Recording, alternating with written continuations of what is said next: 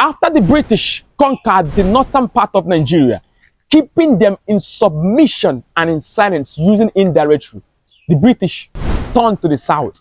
But this time, it was not easy because they met people who could read, write, and resist. The gun met with a pen. They met people who did not see their king as supernatural leaders. And that changed everything. You see, unlike the northern part of Nigeria, the south had no centralized emirate system.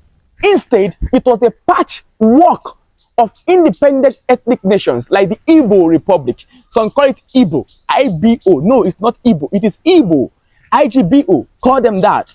The Igbo Republic, the Yoruba kingdoms and the Ijaw communities, and these independent ethnic nations had decentralized systems of governance.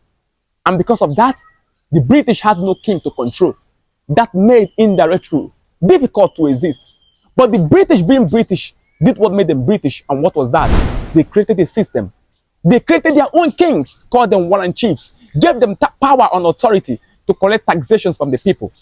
But guess what? It did not succeed because they were unpopular and not legitimate. They lacked legitimacy among the people because before they came, there were systems on ground. Among the Yorubas, you had the Alafin, the Bashorun, the Oyomesi, the Ogboniko fraternity, the Ora Onakakamfo. Among the Igbos, you had the Okpara, the Ofo title holders, the Ozo title holders, the Ezemo, the Umuada, the age grade. They were systems, but the British ignored them and brought warren chiefs. Yet, they did not succeed. Christianity, literacy, and Western education had already taken root in the South, especially in places like Lagos, Abeokuta, Calabar, and Onitsha. People were already aware of whom they were. Let's point a little. The Women War of 1929. You call it Aba Women Riot. I call it Aba Women Protest. It was not a riot. It was a revolutionary act against taxation and warren chiefs. So, while the people did not see their leaders as supernatural beings, the people demanded fair representation, accountability, and education. And that choked and suffocated indirect rule for it not to survive. So while the North were ruled through indirect rule in silence and in submission, the South stood and roared through it using printed words, protest, and politics. So the South became a hotbed for nationalism, producing journalists, writers, and freedom fighters.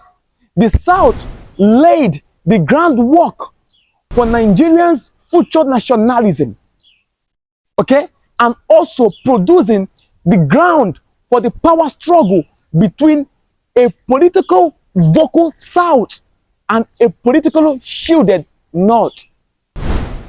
These systems in place still exist today. This crash of colonial strategy still echoes in the Nigeria power dynamics till date.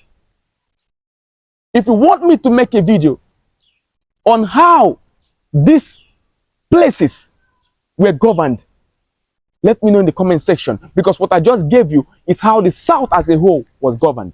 If you want me to talk about how the Igbos were governed, the Yorubas were governed, and the Ijaws, tell me in the comment section. Say Modern Day Time Choir, make a video, and I'll make a video on this. Don't forget to follow me on Facebook, Modern Day Time Choir, YouTube, Modern Day Time Choir, and Time Choir Reads, where I review books on African consciousness. Don't forget to follow me on Instagram, Modern Day Time Choir. I love you and I care about you. It is needless to say that over 5,000 people requested for part 2. This one, over 15,000 people requested for it, and here you have it. If you want another one, tell me in the comment section. Wisdom Africa is a principal team. Aha.